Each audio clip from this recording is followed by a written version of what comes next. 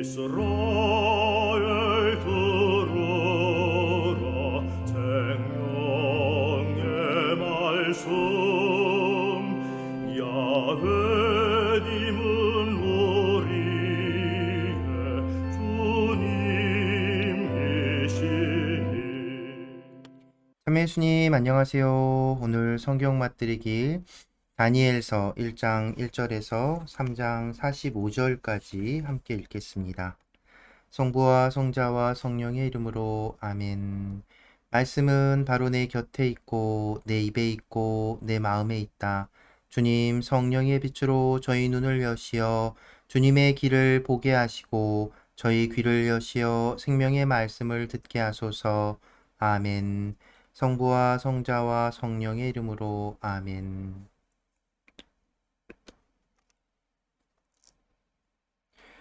다니엘서. 다니엘과 그의 동료들이 왕궁에 들어가다. 유다 임금 여호야킴의 통치 제3년에 바빌론 임금 네부카드네자르가 쳐들어와서 예루살렘을 포위하였다. 주님께서는 유다 임금 여호야킴과 하느님의 집 기물 가운데 일부를 그의 손에 넘기셨다. 네부카드네자르는 그들을 시나르 땅 자기 신의 집으로 끌고 갔다. 그리고 기물들은 자기 신의 보물 창고에 넣었다. 그러고 나서 임금은 내시장 아스푸나즈에게 분부하여 이스라엘 자손들 가운데에서 왕족과 귀족 몇 사람을 데려오게 하였다. 그들은 아무런 흠도 없이 잘생기고 온갖 지혜를 갖추고 지식을 쌓아 이해력을 지녔을 뿐더러 왕궁에서 임금을 모실 능력이 있으며 칼데아 문학과 언어를 배울 수 있는 젊은이들이었다. 임금은 그들이 날마다 먹을 궁중 음식과 술을 정해 주었다. 그렇게 세 해 동안 교육을 받은 뒤에 임금을 섬기게 하였다. 그들 가운데 유다의 자손으로는 다니엘, 하나냐, 미사엘, 아자리아가 있었다. 내시장은 그들에게 다른 이름을 지어주었다. 곧 다니엘은 벨트사차르, 하나냐는 사드락, 미사엘은 메삭, 아자리아는 아벳느고라고 지어주었다. 다니엘은 궁중 음식과 술로 자신을 더럽히지 않겠다고 마음속으로 다짐하고 자기가 더럽혀지지 않게 해달라고 내시장에게 간청하였다. 하느님께서는 다니엘이 내시장에게 호의와 동정을 받도록 해주셨다. 내시장이 다니엘에게 말하였다. 나는 내 주군이신 임금님이 두렵다. 그분께서 너희가 먹을 것과 마실 것을 정하셨는데 너희 얼굴이 너희 또래 젊은이들보다 못한 것을 보시게 되면 너희 때문에 임금님 앞에서 내 머리가 위태로워진다. 그래서 다니엘이 감독관에게 청하였다. 그는 내시장이 다니엘과 하나냐와 미사엘과 아자리아를 맡긴 사람이었다. 부디 이 종들을 열흘 동안만 시험해 보십시오. 저희에게 채소를 주어 먹게 하시고 또 물만 마시게 해 주십시오. 그런 뒤에 궁중 음식을 먹는 젊은이들과 저희의 용모를 비교해 보시고 이 종들을 좋으실 대로 하십시오. 감독관은 그 말대로 열흘 동안 그들을 시험해 보았다. 열흘이 지나고 나서 보니 그들이 궁중 음식을 먹는 어느 젊은이보다 용모가 더 좋고 살도 더 올라 있었다. 그래서 감독관은 그들이 먹어야 하는 음식과 술을 치우고 줄곧 채소만 주었다. 이 네 젊은이에게 하느님께서는 이해력을 주시고 모든 문학과 지혜에 능통하게 해주셨다. 다니엘은 모든 환시와 꿈도 꿰뚫어 볼 수 있게 되었다. 젊은이들을 데려오도록 임금이 정한 때가 되자 내시장은 그들을 네부카드네자르 앞으로 데려갔다. 임금이 그들과 이야기를 하여 보니 그 모든 젊은이 가운데에서 다니엘, 하나냐, 미사엘, 아자리아만 한 사람이 없었다. 그리하여 그들이 임금을 모시게 되었다. 그들에게 지혜나 예지에 관하여 어떠한 것을 물어보아도 그들이 온 나라의 어느 요술사나 주술사보다 10배나 더 낫다는 것을 임금은 알게 되었다. 다니엘은 키루스 임금 제1년까지 그곳에 머물렀다. 네부카드네자르가 꿈을 꾸다. 네부카드네자르 통치 제2년에 네부카드네자르는 꿈을 꾸고 마음이 불안해져서 잠을 이루지 못하였다. 임금은 자기 꿈을 풀이해 줄 요술사, 주술사, 마술사, 점성가들을 불러오라고 분부하였다. 그들이 와서 임금 앞에 서자 임금이 그들에게 말하였다. 내가 꿈을 꾸었는데 무슨 꿈인지 몰라 마음이 불안하다. 그러자 점성가들이 아람말로 임금에게 아뢰었다. 임금님께서 만수무강하시기를 빕니다. 이 종들에게 꿈을 말씀하여 주시면 저희가 그 뜻을 밝혀 드리겠습니다. 그러나 임금은 점성가들에게 이렇게 대답하였다. 나의 뜻은 확고하다. 너희가 내 꿈과 그 뜻을 나에게 설명해 주지 못하면 너희 사지는 찢겨나가고 너희 집들은 쓰레기 더미가 될 것이다. 그러나 너희가 꿈과 그 뜻을 밝혀주면 내가 선물과 상을 내리고 큰 명예를 누리게 해주겠다. 그러니 그 꿈과 그 뜻을 밝혀보아라. 점성가들이 다시 아뢰었다. 임금님께서 이 종들에게 꿈을 말씀해 주시면 그 뜻을 밝혀드리겠습니다. 그러자 임금이 대답하였다.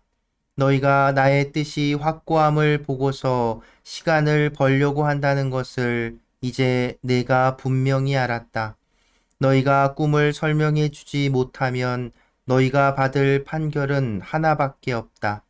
너희는 사정이 바뀔 때까지 내 앞에서 거짓되고 그릇된 말을 하기로 모의하였다.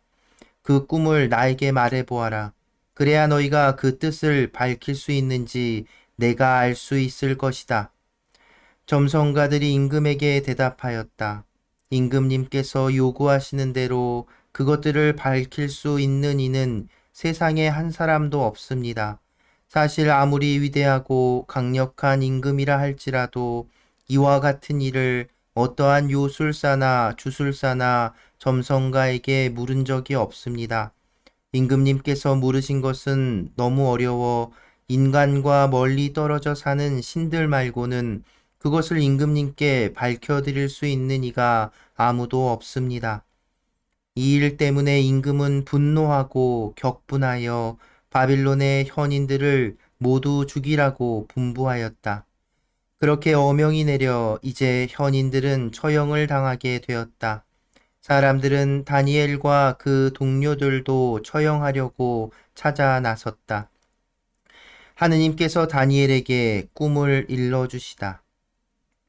그러자 다니엘은 바빌론의 현인들을 처형하려고 나온 임금의 친위대장 아르욕에게 현명하고 신중하게 말을 걸었다. 그가 임금의 무관 아르욕에게 이렇게 물었다. 임금님께서 내리신 어명이 어찌 이토록 가혹합니까?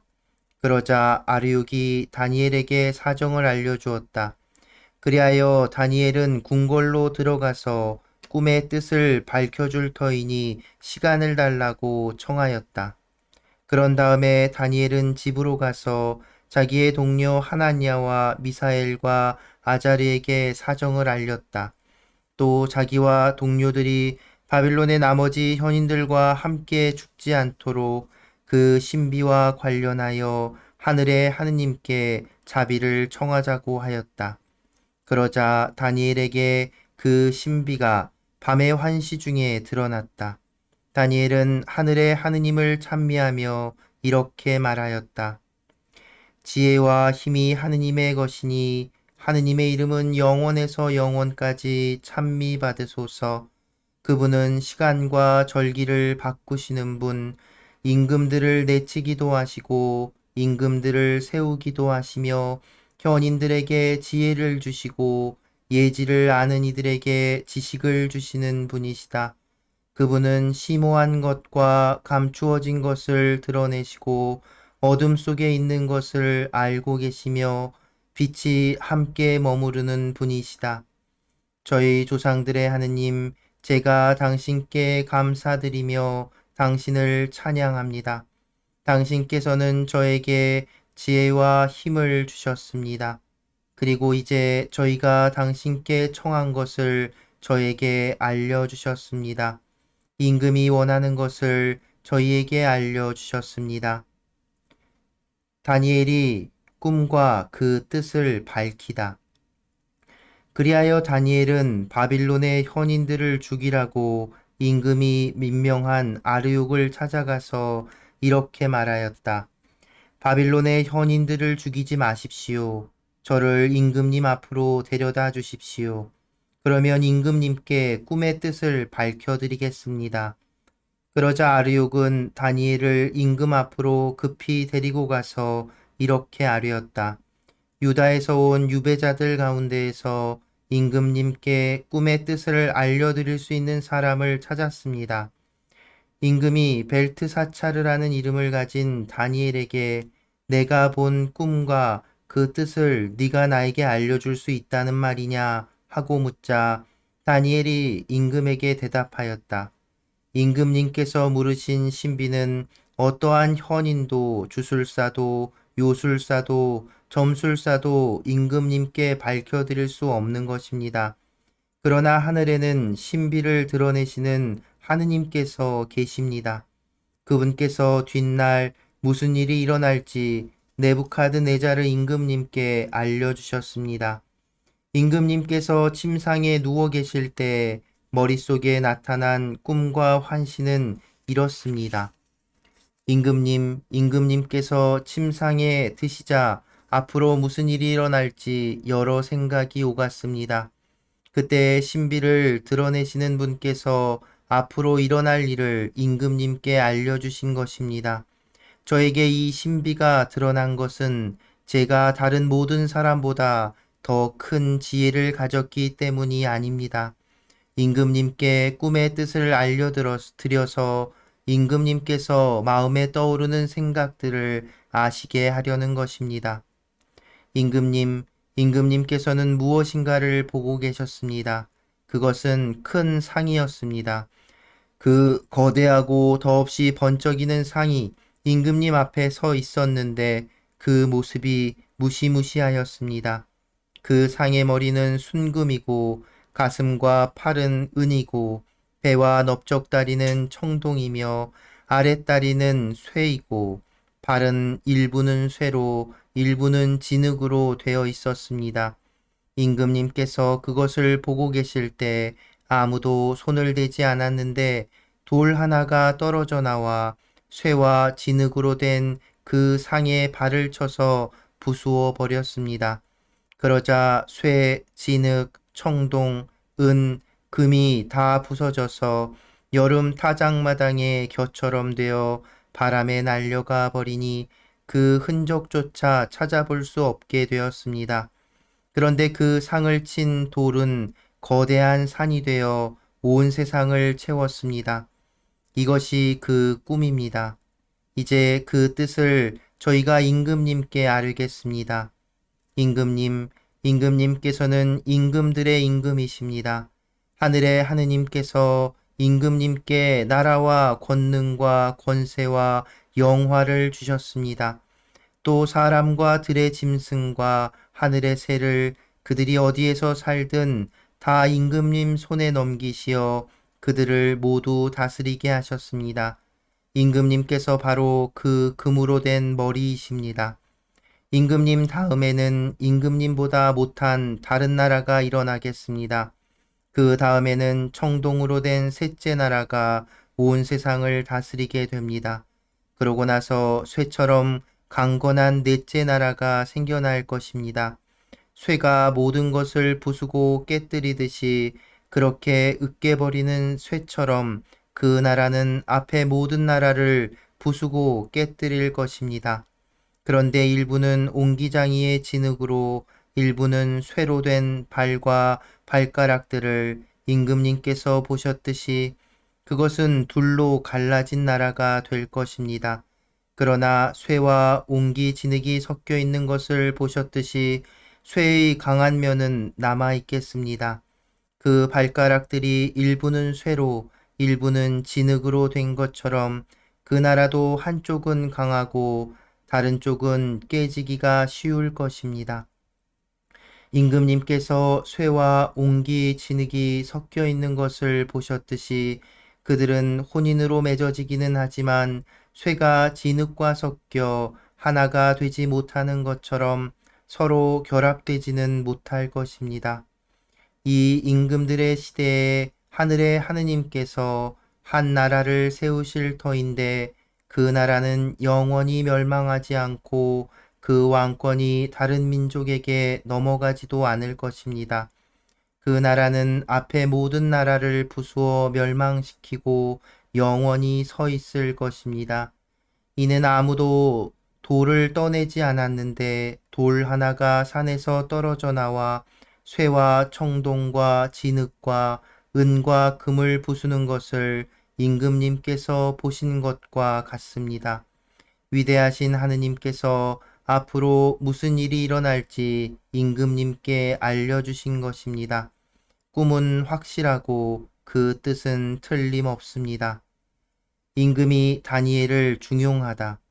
그러자 네부카드네자르 임금은 엎드려 다니엘에게 절하고 나서 예물과 분향을 그에게 올리라고 분부하였다.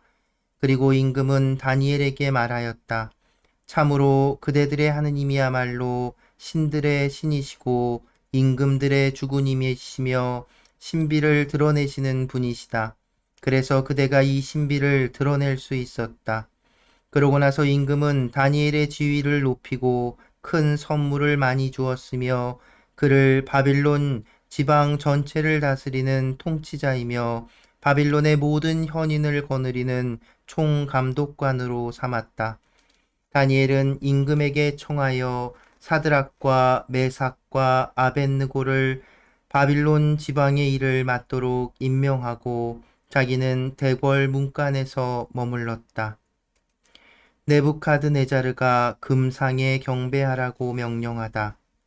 네부카드네자르 임금은 높이가 60안마, 너비가 6안마 되는 금상을 만들어 바빌론 지방의 두라 평야에 세웠다. 그러고 나서 네부카드네자르 임금은 사람들을 보내어 총독들, 태수들, 지방관들, 고문관들, 재무관들, 재판관들, 행정관들, 그리고 지방의 모든 관리를 모아서 자기가 세운 상의 봉헌식에 참석하게 하였다. 그리하여 총독들, 태수들, 지방관들, 고문관들, 재무관들, 재판관들, 행정관들, 그리고 지방의 모든 관리가 네부카드네자르 임금이 세운 상의 봉헌식에 모여들었다. 네부카드네자르가 세운 상 앞에 그들이 서자 전령이 큰 소리로 외쳤다. 민족들과 나라들, 언어가 다른 사람들이여 그대들에게 내리는 명령이요. 뿔나팔, 피리, 비파, 삼각금, 수금, 풍적 등 모든 악기 소리가 나거든 엎드려 네부카드네자르 임금님께서 세우신 금상에 절하시오. 누구든지 엎드려 절하지 않으면 곧바로 타오르는 불가마 속으로 던져질 것이요. 그리하여 뿔나팔, 피리, 비파, 삼각금, 수금 등 모든 악기 소리가 나자마자 민족들과 나라들, 언어가 다른 사람들이 모두 네부카드네자르 임금이 세운 금상 앞에 절하였다. 다니엘의 세 동료가 고발되다. 그때 어떤 칼데아인들이 나서서 악의로 유다인들을 고발하였다. 그들이 네부카드네자르 임금에게 말하였다. 임금님께서 만수무강하시기를 빕니다. 임금님께서는 칙령을 내리시어 뿔나팔, 피리, 비파, 삼각금, 수금, 풍적 등 모든 악기 소리가 나면 누구나 엎드려 금상에 절하라고 하셨고 또 누구든지 엎드려 절하지 않으면 타오르는 불가마 속으로 던져질 것이라고 하셨습니다. 그런데 임금님께서 바빌론 지방의 일을 맡도록 임명하신 유다 사람들이 있습니다. 곧 사드락, 메삭, 아벳느고입니다. 임금님, 이 사람들은 임금님께 경의를 표하지도 않고 임금님의 신들을 섬기지도 않으며 임금님께서 세우신 금상에 절을 하지도 않습니다. 그러자 네부카드네자르는 몹시 화가 나서 사드락과 메삭과 아벳느고를 끌어오라고 분부하셨다. 이 사람들이 임금 앞으로 끌려오자 네부카드네자르가 그들에게 물었다. 사드락, 메삭, 아벳느고, 너희가 나의 신들을 섬기지도 않고 또 내가 세운 금상에 절하지도 않는다니 그것이 사실이냐? 이제라도 뿔나팔, 피리, 비파, 삼각금, 수금, 풍적 등 모든 악기 소리가 날 때에 너희가 엎드려 내가 만든 상에 절할 준비가 되어 있다면 몰라도 그렇지 않으면 곧바로 타오르는 불가마 속으로 던져질 것이다. 그러면 어느 신이 너희를 내 손에서 구해낼 수 있겠느냐? 사드락과 메삭과 아벳느고가 네부카드네자르 임금에게 대답하였다. 이 일을 두고 저희는 임금님께 응답할 필요가 없습니다. 임금님, 저희가 섬기는 하느님께서 저희를 구해내실 수 있다면 그분께서는 타오르는 불가마와 임금님의 손에서 저희를 구해내실 것입니다. 임금님, 그렇게 되지 않더라도 저희는 임금님의 신들을 섬기지도 않고 임금님께서 세우신 금상에 절하지도 않을 터이니 그리 아시기 바랍니다. 다니엘의 세 동료가 불가마에 던져지다. 그러자 네부카드네자르는 노기로 가득 찼다. 그리고 사드락과 메삭과 아벳느고를 보며 얼굴 표정이 일그러지더니 가마를 여느 때에 달구는 것보다 7배나 더 달구라고 분부하였다. 또 군사들 가운데에서 힘센 장정 몇 사람에게 사드락과 메삭과 아벳느고를 묶어 타오르는 불가마 속으로 던지라고 분부하였다. 그리하여 그 세 사람은 겉옷과 바지와 쓰개와 그 밖에 옷을 입은 채로 묶여서 타오르는 불가마 속으로 던져졌다. 그런데 임금의 명령이 급박한 데다가 가마가 매우 뜨거웠으므로 사드락과 메삭과 아벳느고를 들어올렸던 사람들이 불꽃에 타 죽고 말았다. 사드락과 메삭과 아벳느고 세 사람은 묶인 채로 타오르는 불가마 속으로 떨어졌다.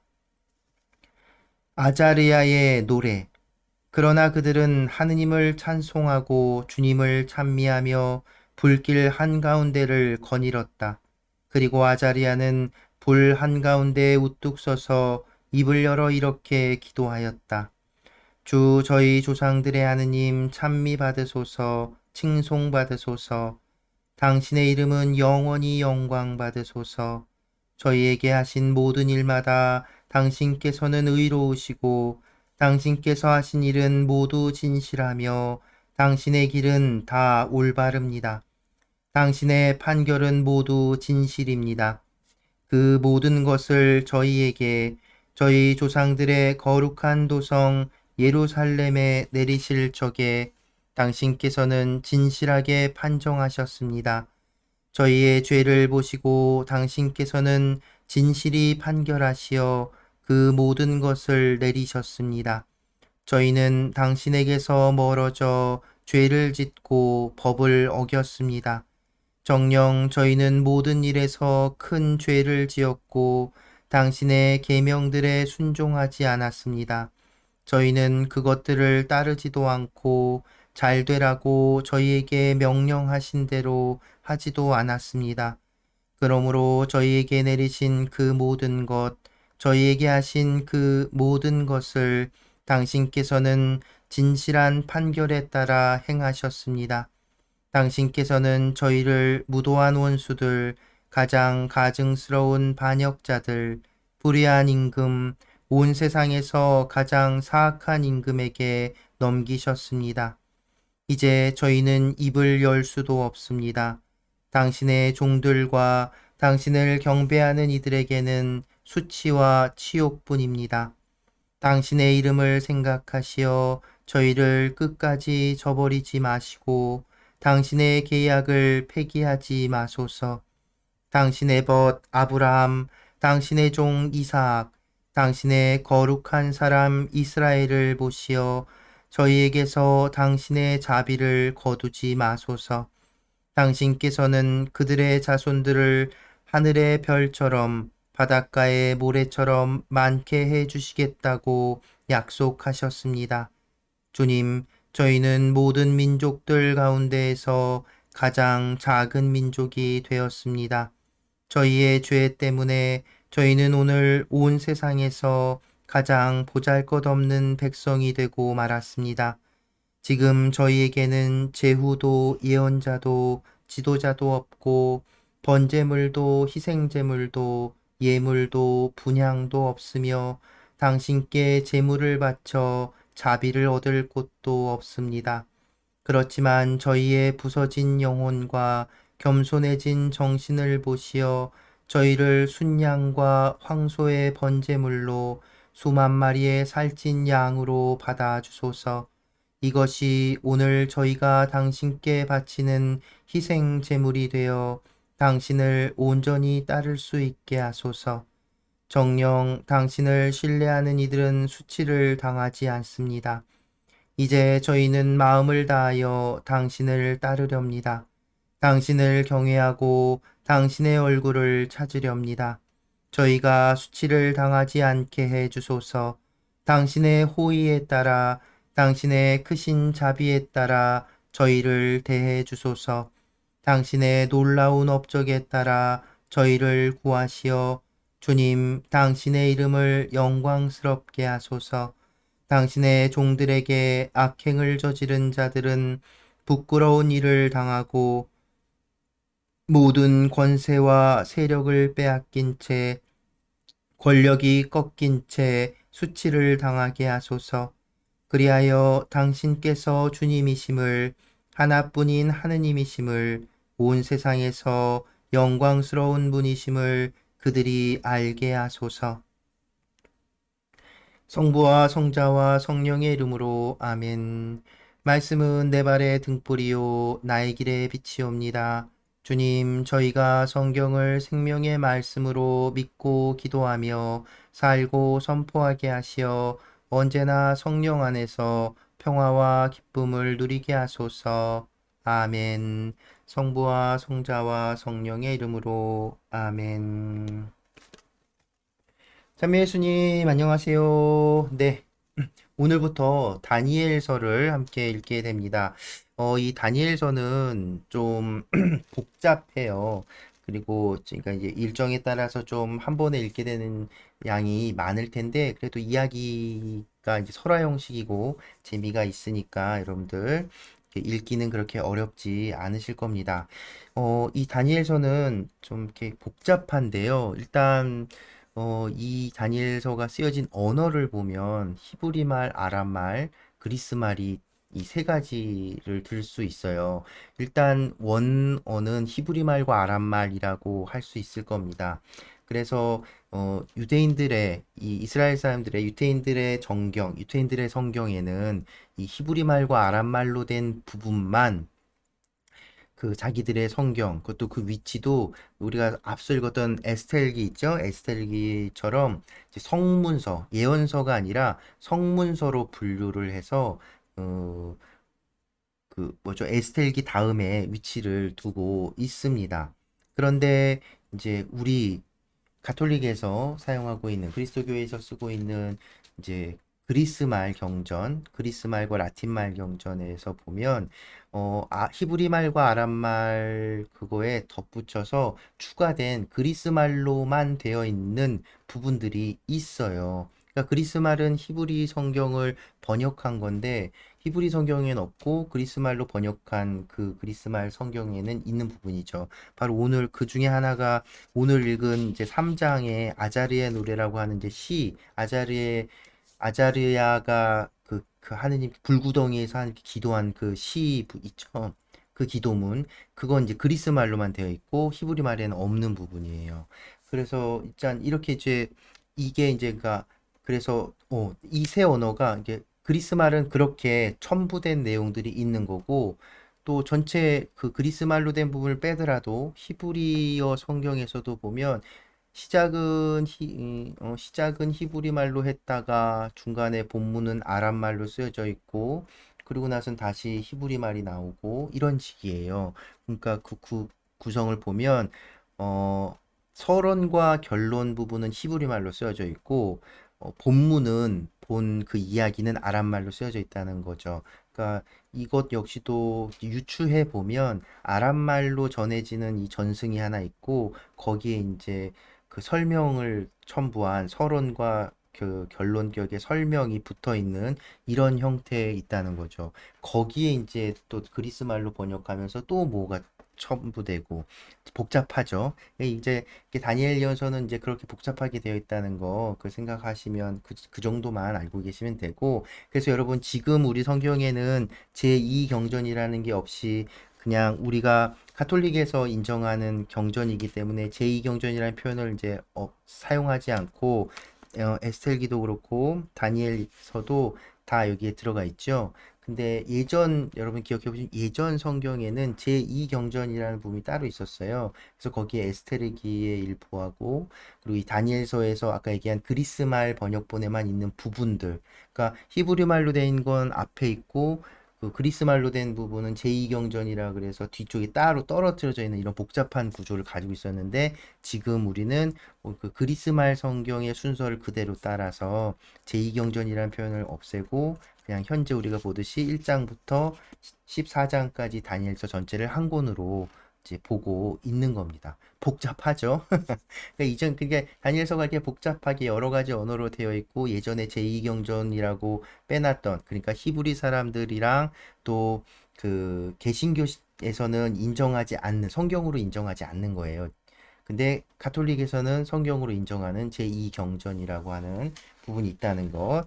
그것들을 이제 그런 정도만 알고, 이렇게 복잡한 이 다니엘서는 그럼 이제 우리가 또 누가 썼느냐? 그러면 이제 간단하게 전통적으로는 다니엘이 쓴 책으로 이제 알려져 있고 그렇게 전해지죠. 근데 실제로 우리가 앞서 계속 그랬던 것처럼 실제로 다니엘이라는 사람이 썼느냐라고 하는 건 몰라요. 그런데 학자들이 연구를 해보면 역시 이것도 다니엘이라는 현인의 이름을 가져와서 기록된 것이라고 볼 수 있어요. 그래서 재미난 건 1장부터 6장까지 하고, 그러니까 전체 14장 중에 1장부터 6장까지 이 또 한 부분으로 나누고, 또 7장부터 14장까지 이렇게 두 부분으로 크게 나눌 수 있는데, 1장에서 6장은 오늘 읽은 것 같은 이런 설화, 다니엘과 그 세 친구들의 어떤 그 무용담 같은 이야기가 전해지는 거고, 7장부터 14장까지는 다니엘이 본 그 환시, 그래서 굉장히 이렇게 그 환시의 내용들이 쭉 이어지고 있어요. 그래서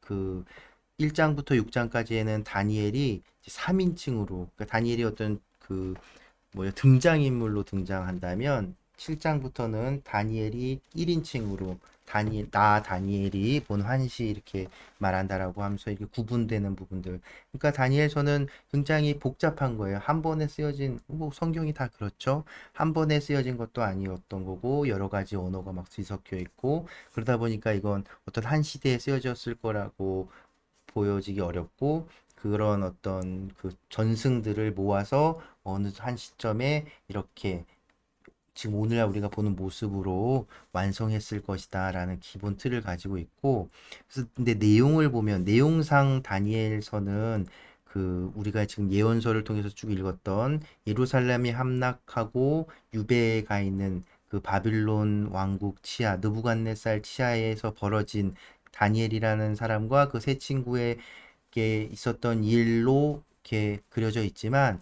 실제로 이 이야기가 쓰여진 시점은 그거보다 더 이제 우리가 나중에 뒤에 마지막에 읽게 될 마카베오 항쟁, 그러니까 그때는 그 마카베오 항쟁이 일어난 거는 그 당시에 그 지역을 차지하고 있었던 이제 그리스,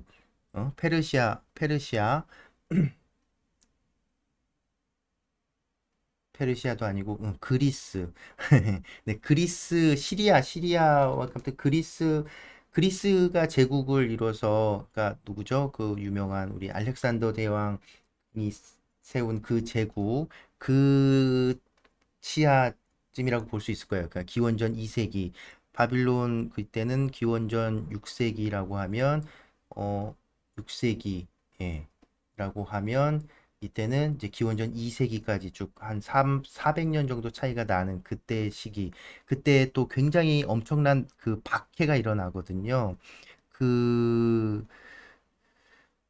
그 박해를 낸 왕이, 그러니까 느부갓네살로 이렇게 그려지지만, 실제로 그 배경으로 그 된 그 박해를 이룬 왕은, 아, 갑자기 그 왕 이름이 생각이 안 나네.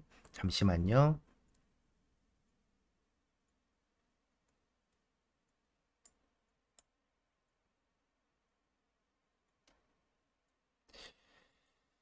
네,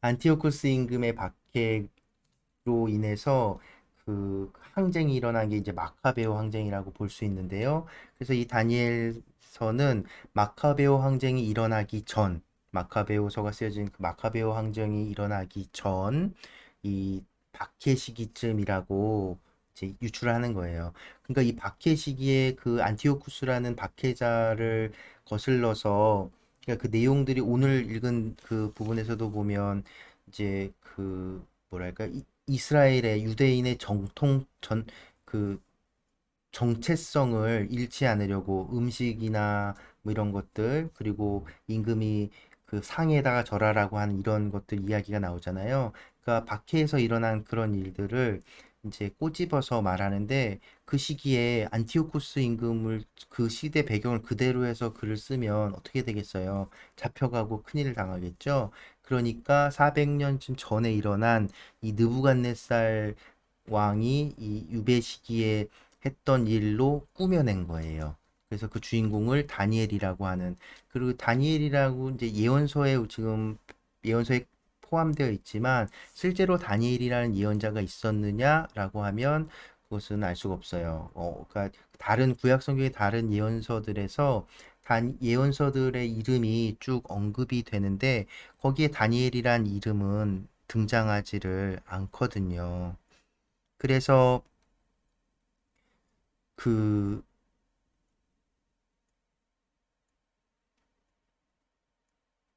다니엘이란 이름, 우리가 에제키엘 예언서 읽을 때도 언급됐던 그 다니엘이란 이름이 나오잖아요.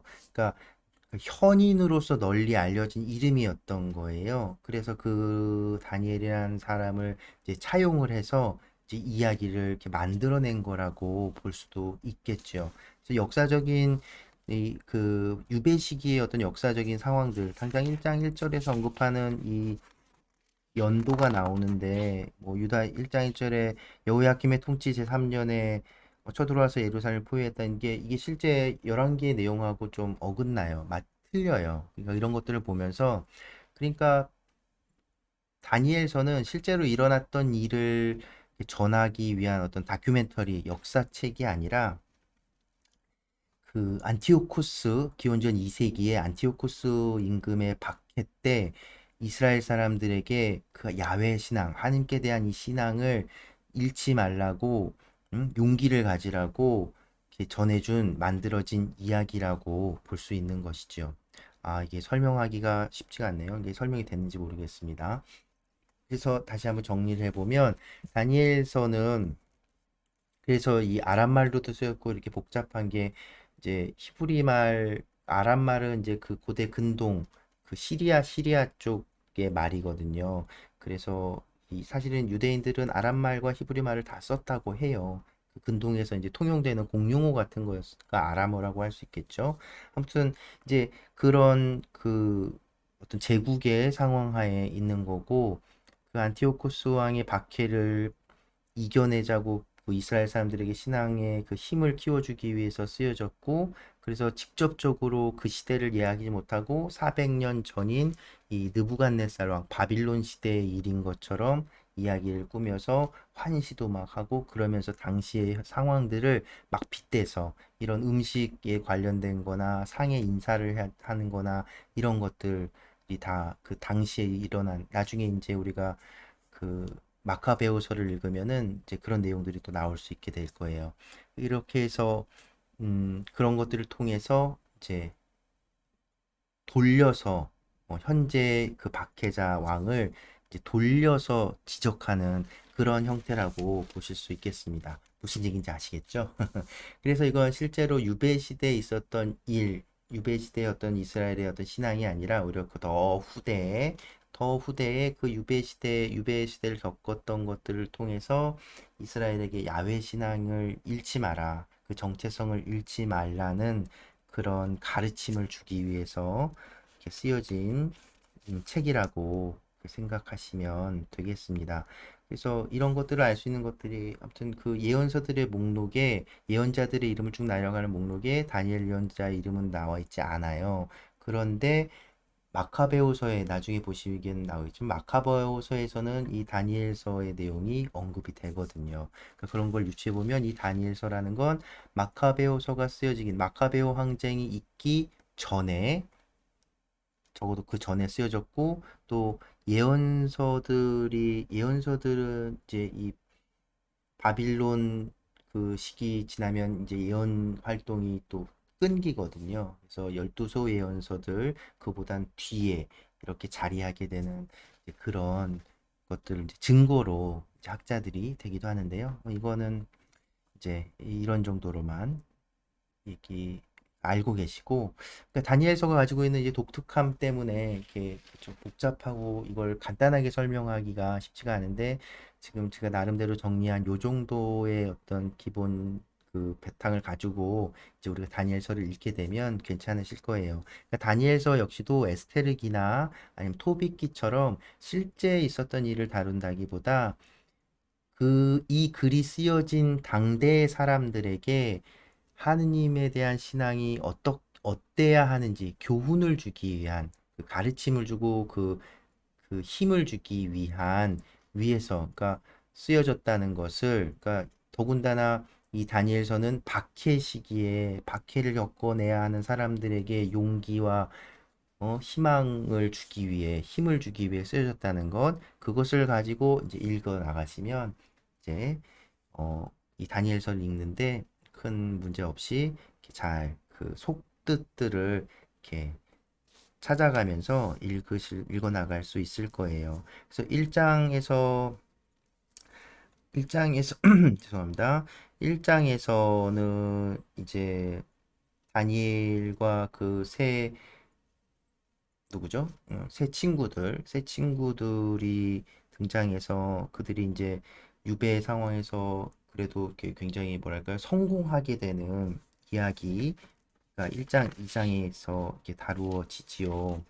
그러니까 다니엘서 1장에서 그 음식을 재미난 건 근데 다니엘과 그 새 친구들의 이름이 원래 이름이 다니엘과 하나냐, 미사엘, 아자르야 이랬잖아요. 근데 이 그 뜻을 보면 다 하느님의 이름이 달려 있어요. 엘, 야, 그리고 이야 뭐 이런 걸로 해서 다니엘은 하느님께서 판결하신다 뭐 이런 뜻이고 그리고 하나냐는 주님은 은혜로우시다 뭐 이렇게 번역할 수 있겠고 미사엘은 누가 하느님의 것인가 이런 식으로 번역이 될 수 있을 거예요. 그리고 아자리아는 주님은 도움이시다. 이런 의미로 번역을 할 수 있을 텐데, 이 이름을 다 그 바빌론식으로 바꿔버리죠.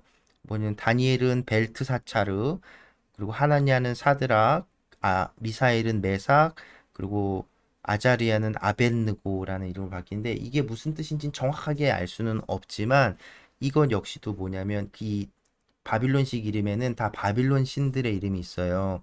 그뭐 그리고 뭐 그 느코 뭐 아무튼 이렇게 이런 이름들이 다 들어가 있는 이제 이름이라고 이제 할 수 있죠. 그러니까 하느님의 이름을 담고 있었던 거룩한 그 이름들이 바빌론 신들의 이름을 담은 이름으로 바뀐 거죠. 근데 이것을 이 세 형제는 이 네 사람은 다니엘과 세 친구들은 이것에 대해서는 별 말 없이 그냥 수용을 해요. 그리고 실제로 뒤쪽에 보면 그 바빌론 이름으로 불려지기도 하고 그 기록이 되기도 하고요. 이 부분이 또 재미난 게 바빌론 이름으로 불려지다가 또 저 뒤쪽에 히브리어로 쓰여진 데서는 또 히브리 이름이 사용되기도 하고 이렇게 막 혼용됩니다. 이제 그런 것들만 봐도 다니엘서가 좀 복잡하다는 거죠. 근데 이름은 이게 중요하게 여기질 않아요. 그런데 먹는 거에 있어서는 이제 더 중요하게 여깁니다. 그래서 자신을 이제 더럽히는 게 되는 것들, 자신을 더럽히게 되는 것들을 먹지 않으려는 다니엘의 어떤 의지, 이런 것들을 이제 보여주는데요.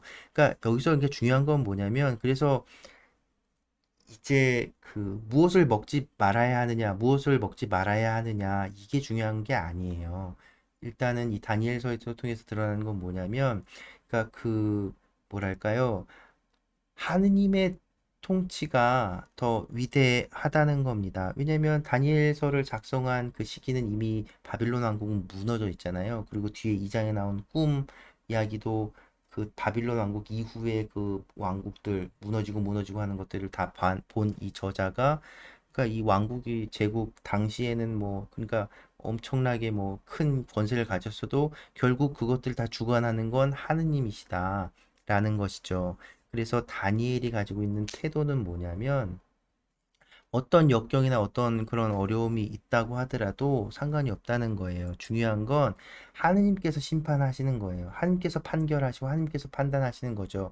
그러니까 우리는 하느님과 함께하는, 하느님의 뜻이 무엇인지 하느님의 뜻에 따르려고 하는, 하느님과 함께 하려고 한다면 그런 그 뭐랄까요? 역경이나 이런 것들을 다 이겨낼 수 있다는 것이죠. 그 이름을 받는 건 뭐 중요하지 않아요. 그래서 사실 무엇을 먹느냐 마느냐가 아니라 하느님 앞에 내가 그 하느님을 믿는 이로서, 그러니까 선별된 이로서, 하느님의 선택된 이로서의, 하느님의 백성으로서의, 하느님의 자녀로서의 그 하느님의 길을 그 놓치지 않는 그 정체성을 가져야 한다는 걸 이제 이게 드러내고 있는 것이죠.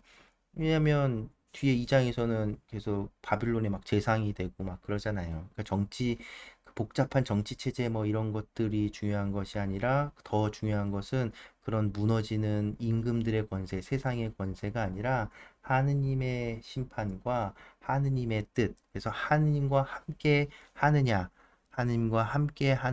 그것이 가장, 그래서 그 마음 안에, 자기 안에 그 음식을 먹고 말고 뭐 이런 것도 절하고 말고 이런 것도 내가 내 안에 하느님을 모시고 있느냐 모시지 못하느냐, 그런 이제 차이라고 볼 수 있는 것이죠. 그래서 박해 시대 사람들에게 그 다니엘과 이 세 친구의 어떤 영웅적인 모습을 보이면서, 박해로 뭐 죽을지언정 그런 것들은 크게 중요하고 문제될 게 아니다. 하느님께서 지혜를 주시는 분이시고, 다니엘도 분명히 그 하느님께 기도해서 그 꿈에 대해서 알게 되고, 그리고 바빌론 임금 앞에 나가서도 이제 이걸 내가 지혜가 높아서 아는 게 아니라 하나님께서 알려주신 거다. 신비를 드러내시는 분께서 알려주신 것이다. 라고 설명을 하지요. 네, 그처럼 박해를 겪고 있는 사람들에게 그 다니엘과 세 친구의 어떤 이런 용맹한 모습, 그런 지혜로운 모습들을 이제 그려서 보여주면서 우리도 지금 겪고 있는 이 어려움들, 그리고 이런 것들을 이겨내자라는 것들이 있고요. 더군다나 또 이제 여기에서 또 네, 될 수 있는 건 이제 뒤에 나중에 이렇게 마카베오 황제 그 박해에 대항해서 이런 투쟁, 전쟁까지도 불사하는 모습, 그런 그룹들이 생겨요.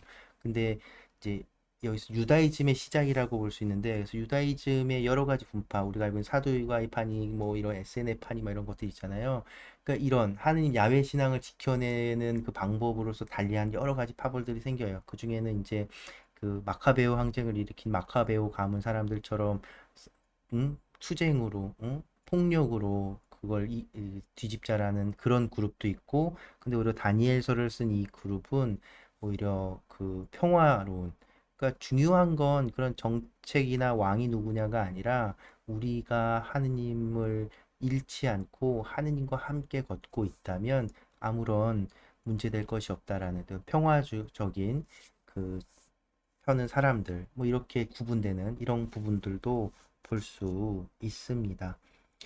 네, 오늘 좀 설명이 좀 길었는데, 오늘 일단 이 정도까지만 하고, 이후로 읽어 또 나가면서 또 설명을 해드릴게요. 근데 이제 다니엘서가 가진 되게 독특한 성격 때문에 이 정도의 배경 지식은 알고 계셔야 여러분들 이제 이후에도 읽어 나가실 때 조금 이제, 이건 이상한데? 라고 할 수 있을 겁니다. 정리하자면, 다니엘서는 바빌론 왕국 시대, 유배 시대에 일어난 일들로 그려져 있지만, 실제로 그것이 읽혀지기를 바랬던 시대는 그보다 더 뒤에 다른 왕조의 박해 시대에 박해를 겪는 이스라엘 이스라엘 사람들에게 용기와 희망을 주기 위해 쓰여졌다는 것, 그것을 염두에 두시고 읽어 나가시면 좋겠습니다. 그래서 오늘 이렇게 내용상 이 유배 시대이기 때문에 우리 성경에는 여기 배치되어 있는 거예요. 그래서 이렇게 보시고, 네, 앞으로 이제 이번 주에 다니엘서 쭉 천천히 읽어 나가면서 네, 계속 좀 설명을, 다니엘서는 좀 이렇게 좀 영상이 길어질 것 같은 느낌이 드네요. 네, 아무튼 오늘 긴 시간 함께 해주셔서 감사합니다. 오늘은 그래서 개신교 CCM인데 주만 바라볼지라 이런 노래가 있어요. 근데 이거를 이제 가톨릭에서 좀 개사를 조금 우리 신앙에 좀 맞게 용어들 이제 바꿔서 부른 노래가 있는데요. 우리 또 존영재님 부른 영상으로 이 노래 함께 하면서 오늘 마무리하겠습니다. 네, 오늘도 함께 해주셔서 감사합니다.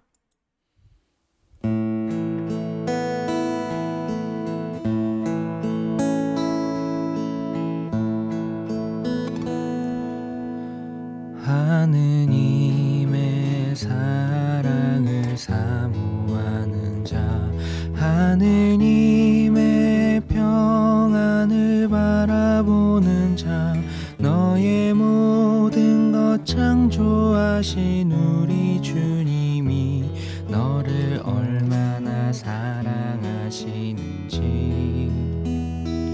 하느님께 찬양과 경배하는 자, 하느님의 선하심을 닮아가는 자, 너의 모든 것 창조하신 우리 주님이 너를 자녀 삼으셨네. 하느님 사랑의 눈으로 너를 어느 때나 바라보시고 하느님 인자한 귀로서 언제나 너에게 기울이시니 어두움에 밝은 빛을 비춰주시고 너의 작은 신음에도 응답하시니 너는 어느 곳에 있든지 주를 향하고 주만 바라볼지라.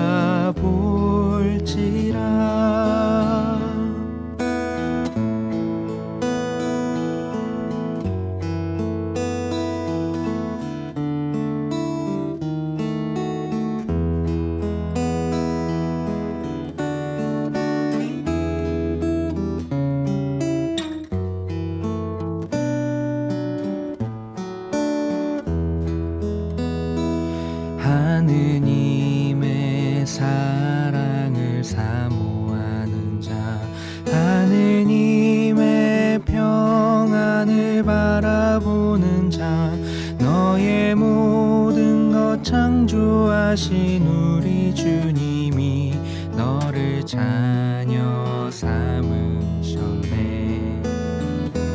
하느님 사랑의 눈으로 너를 어느 때나 바라보시고